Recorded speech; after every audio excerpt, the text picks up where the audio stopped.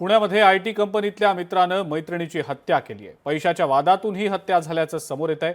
पुण्यातल्या आयटी क्षेत्रात काम करणाऱ्यांमध्ये गेल्या काही काळापासून गुन्हेगारीच्या घटना घडत आहेत। पाहूयात त्याच संदर्भातला हा रिपोर्ट।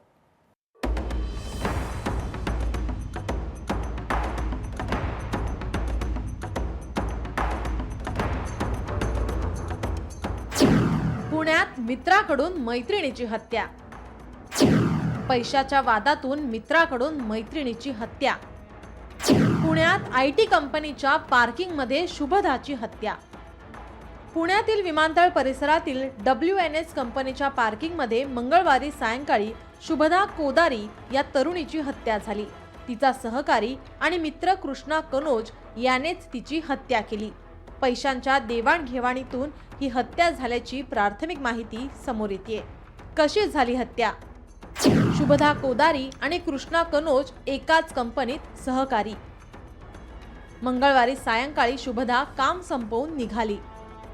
कंपनीच्या पार्किंग मधून शुभदा गाडी काढत असताना कृष्णा तिथे आला।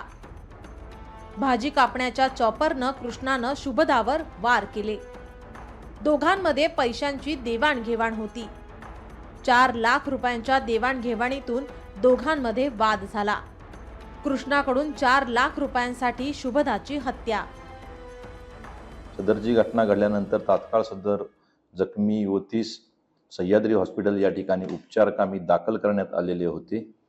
9:15 वाजण्याच्या सुमारास उपचारांती सदर मुलीचा मृत्यू झालेला आहे।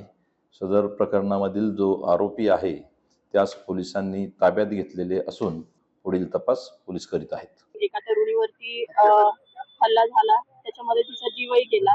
तर माझं म्हणणं आहे की एक महिला म्हणून की पोलीस प्रशासनाने यामध्ये ही जी घटना झाली त्याच्यामध्ये सखोल चौकशी करावी आणि त्या महिलेला योग्य तो न्याय द्यावा। आर्थिक वादातून कृष्णा कनोजिया याने तिची मैत्रीण असलेल्या शुभदा कोदारीची हत्या केलेली आहे। तर या सगळा प्रकार आर्थिक वादातून झाला असल्याचं पोलीस सांगत आहेत। परंतु आर्थिक वादातून एखाद्या तरुणीची हत्या होते हे कुठेतरी मनाला न पटणारं या ठिकाणी दिसत आहे। लोकशाहीसाठी मी चंद्रशेखर भांगे, पुणे। लोकशाही मराठी ऐका, पहा, जागरूक रहा।